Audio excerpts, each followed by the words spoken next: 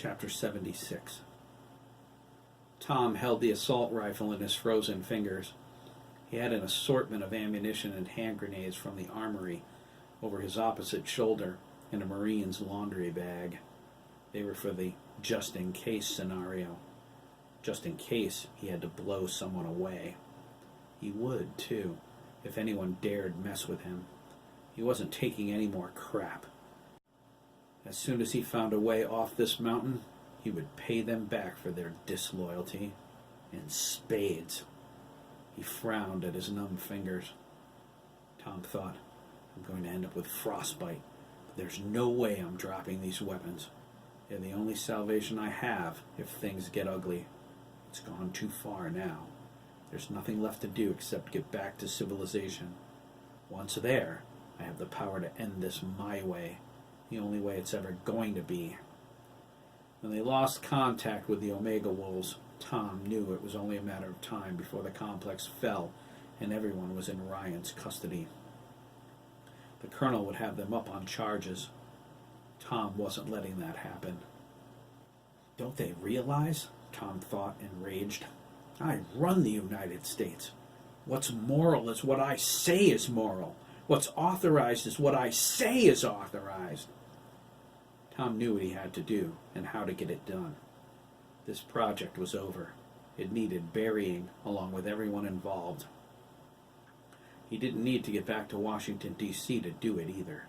All he needed was a phone. His cell was dead, jammed by the satellite. But there had to be a house or a store, somewhere he could make a call. It was simple. With a few words, he would erase the complex and everyone in it. Do they think they've won? Tom thought. Do they think I'm powerless? Absurd. I'm the most powerful man in the world. People live because I let them live. Who does Ryan think he is to challenge me? My authority is absolute.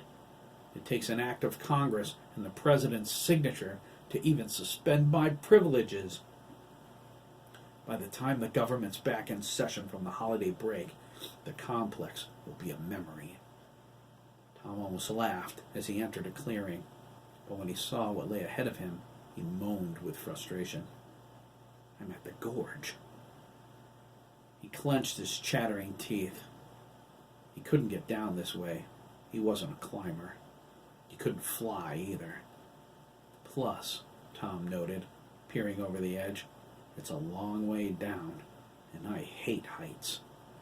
He considered which direction to go. A phone, that's all. A road where I can flag down a car. I'll make it. Lieutenant Colonel Ryan and company will think the wrath of God has visited them. Tom sensed motion behind him, a sudden breeze. He gripped the rifle and spun around to fire, but it was too late. Adam charged out of the woods in full wolf mode and attacked. He came in low, sprang up, and grabbed Tom's wrists. With a powerful twist, Adam forced the rifle out of his hands. It fell into the snow. Tom looked down at him with surprise. Adam roared into his face and threw him to the ground. He dove on top of the director with his claws at full extension and slashed him across the face. Tom brought his hands up. Adam slashed wildly, slicing through Tom's heavy coat, tearing into his chest. Blood splattered into the snow. Tom cried out as Adam dug his toe claws into his skin. He leaned forward, his fangs grinding. He slipped his claws around the director's neck. Goodbye, Mr. Director, Adam growled. Tom glared defiantly into his eyes. Time to... Adam! Oliver cried, rushing into the clearing. He skidded to a stop 10 feet behind them. Don't! For God's sake, don't do this! I heard you coming, Oliver, Adam said, tightening his grip. His claws started to break through Tom's skin. You're faster than me. Oliver transformed back to human. He knelt down in the snow, his arms outstretched. Please, Adam, he pleaded. Don't do it, Pack Brother. Listen to him, boy, Tom choked. Killing me would be a big mistake. Killing you will be as close to heaven as I ever get, Adam screamed into his face. This isn't the answer, Adam, Oliver said, keeping his voice low and steady. We have him, and he's defeated. He's going to pay for what he's done. Pay? Adam cried. He threw his head back, howled, and turned toward Oliver. Tears of rage ran down his fur. How can he pay for what he's done, Oliver? Tell me! You haven't learned some of the better things yet. He choked back a sob. Do you know where our mothers are? Do you know what he was going to do to us? To you? Do you? And this is the answer? Oliver choked. He looked at the blood on the ground, at the red staining Adam's claws. He thought of the dead Marines. He thought about Daniel, about Mahmoud in New York, and the pervert Dr. Wainwright sent him after. Everywhere Oliver looked, he saw death. There was blood on his hands, on all their hands. But until this moment, they hadn't crossed the line. There was a place they had yet to walk, where the path led downward forever. Once they set their feet upon that road, there was no turning back. Was that God, then? The voice he heard in his heart? The whisper that told him this was wrong, that ending things this way was an unforgivable sin? Could he let Adam dive into that abyss, regardless of the reasons why? I'm a killer, Oliver, Adam exclaimed, gnashing his fangs at Tom. That's what he made me. Oliver wiped his eyes with the back of his hand. He lowered his head and sadly whispered, Killers. That's right, Adam. They made us killers. He looked up, his green eyes brightening. But there's something they couldn't make us pack, brother. Adam looked back, his expression filled with sorrow. Then tell me, Oliver, he sobbed through his rage. Tell me what we're not, because I don't know anymore. Oliver took a shuddering breath. He softly replied, Murderers, Adam.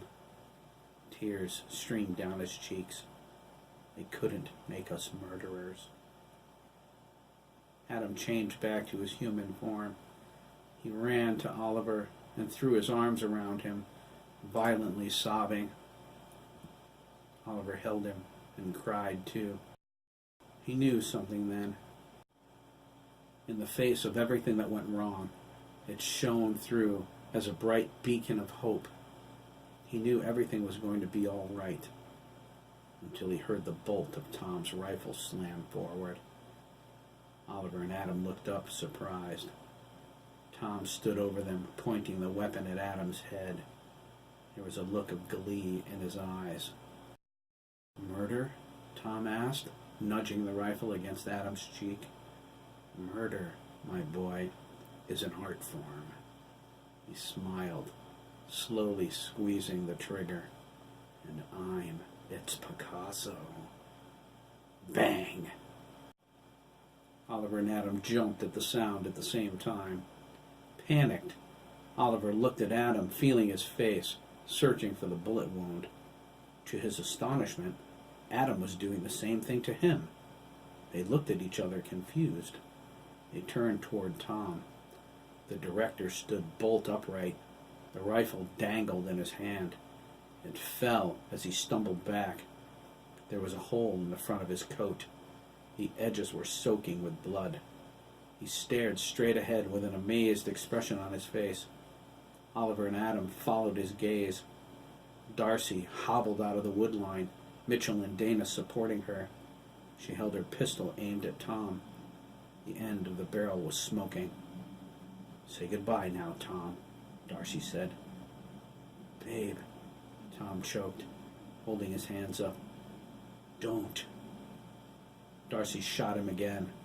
The round caught him in the shoulder, jerking him to the side. Mitchell and Dana helped her as she hobbled closer, shooting him in the stomach. He doubled over and stumbled back, teetering on the edge of the gorge. Tom looked at her, his eyes pleading. Darcy shook her head. "Let me know how the view is on the way down," she whispered. She aimed carefully, squeezed the trigger, and shot him in the center of his forehead. Tom snapped back, his eyes going blank as he tumbled into the gorge. Adam and Oliver scrambled to the edge in time to see his body bounce off a jagged outcropping of rock before disappearing into the snow-covered trees below. They turned, relieved. Darcy leaned into Mitchell and Dana. "Fun's over, boys," she said.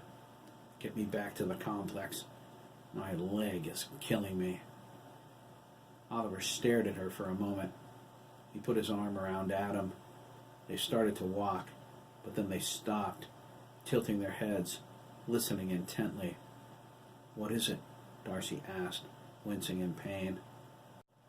"Choppers," Oliver replied. "Lots of them. They're heading for the complex." Darcy pointed in that direction. "You heard the werewolf," she said. "Let's get moving." Adam leaned into Oliver. They walked together, like brothers should, leaving the abyss behind them with every step.